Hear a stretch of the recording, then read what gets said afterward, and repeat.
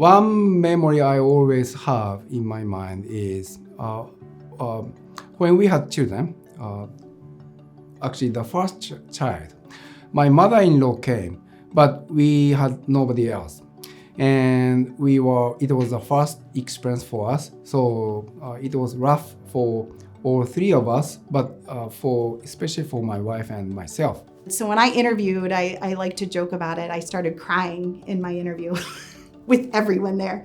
And part of it was because what I truly believe is I was sensing and seeing the community they had, the collegiality, the friendships. There was a meeting, and it was Vice President at that time, Dr. May.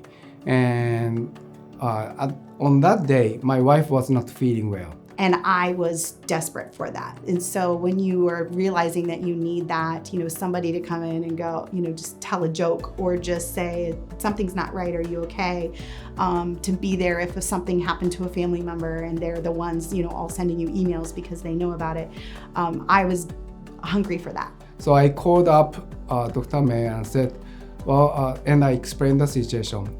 And I simply said, I'm not coming if you don't allow me to bring my baby. And so in my interview, I saw it, I sensed it, I felt it. And so when I was mentioning, I'm really looking for a group where I can find collegiality and collaboration, and I started crying. So that's what I remember the most. And he says, sure, bring her in. And that was a very warm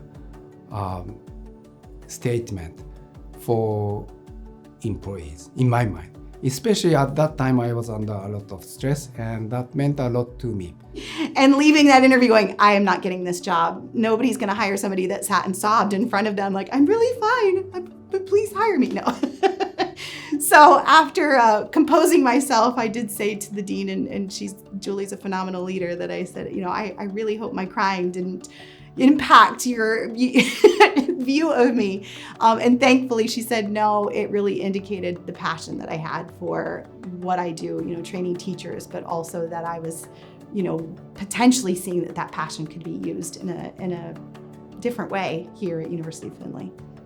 Back in 1992, the football team won their national championship. My youngest was 3 years old, and we had a foster son on the football program. Took my son Miles, who was 2 at the time, to a soccer game at DeHaven. And he didn't want to be there, but I wanted to go support and then also just get him around sports. It's an easy way, let's go. And so we were standing there, and I think this individual whose name I'm getting ready to drop could sense that he just was like, okay, so 2-year-old didn't want to be at a soccer game. And they came back at 2 a.m. in the morning, and we, the UF community, all met the football team out in the front drive. Yes, I brought my 3-year-old along. Did not get Mother of the Year that year, but there were tons of people out there to greet them. And to me, that was one of the most memorable moments that I can remember. Our now athletic director, Jim Givens, went over to the concession stands. I remember him walking by. We said hi upon entering and didn't think anything of it, going to the concession stands, cool. And he comes back with a pack of Skittles. And he kneels down and he gives my son this pack of Skittles. Or he asks, do you want this pack of Skittles? And Miles' face lights up. And then he wanted to be at the soccer game. And so that was like 2 years later, that's probably still like a top 3, top 5, if not number 1 moment at UF. We like to joke around that the basement of Old Main, specifically our area, we've had a lot of bats, bugs, and floods. I think we've flooded 2 or 3 times pretty majorly in the past 3 years, but we're working on it. All the HVAC is coming along fine. But through some of that work, it's stirred up some of the bats. So it was probably 5 or 6 years ago. I was down at the registrar's office and meeting with Tony Godey. And Tony and I were going to walk out the building, and I never go through that little short door at the side of Old Main, but I'm following Tony. And as I'm following him out that little door on the side of Old Main, someone called my name. One day in particular, we had already had a bat flying around, and for some reason, bats love Kim Podrosky. They love her. They like to fly right at her.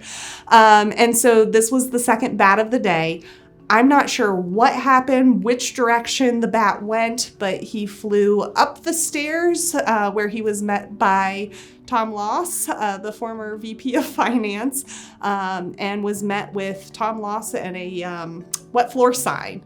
And so I turned back to see who it was, and when I turned around, I hit my head on the top of that door, and I still have the scar to prove it. And there was no bats harmed. The bat did live, but it's kind of a funny story of the bat flew up, he was there, and that's about the time that we started to do a lot of the interviews for the next VP. So the running joke for a while there was, you're in a room with a bat, choose your weapon. So Cam, I'm not sure what your weapon would be, but wet floor signs are a pretty good bat deterrent. So I'll always take a little piece of Findlay with me because I have a scar from that little door in Old Main. My favorite memory is when we were there, still in Tokyo, the first couple of nights. We went out to a yakitori restaurant with a former exchange student who had been at UF, and it was just great to visit and catch up. And then from there, in stereotypical fashion, we were approached immediately by people trying to bring us into their karaoke bars. And so we went into karaoke, and it was maybe 2:30 in the morning when we left and started walking back to the hotel. I think all of my memories really jump out from being a student athlete here.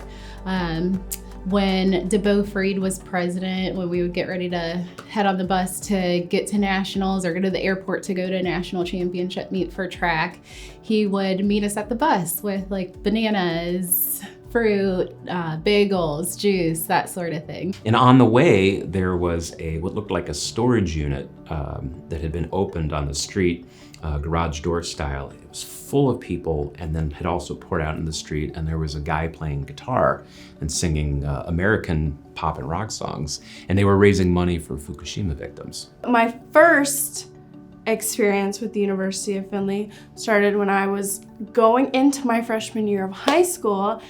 I played volleyball, and every single year throughout high school, every summer, we would come to the University of Findlay and we would have volleyball tournaments, volleyball camp. And so for 3 days straight, we would play about a gazillion volleyball games against different schools in Kaler. So we're there talking, and then the director at the time, Chris Sipple, was there with us, and he leaned over to the exchange student, who then scurried off to the musician, and then Chris said, "I hope you're ready to play a song." And it was so fun because our whole team was together, and we got to stay in the dorms on campus, which, when you're in high school, that seems so cool and grown up. And every year we would walk to Archie's and get ice cream. And immediately everybody then turned and they said, "Come on up here. We got an American musician in town." And so I went up there, and the guy handed me his guitar.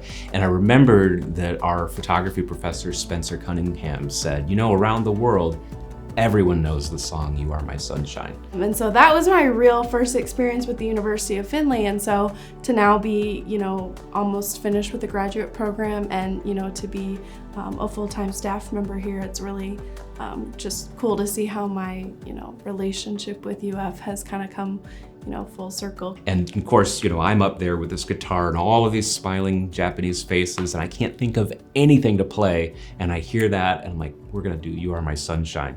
And so we did, and everybody sang, and it was just a wonderful experience at 3 in the morning in Tokyo.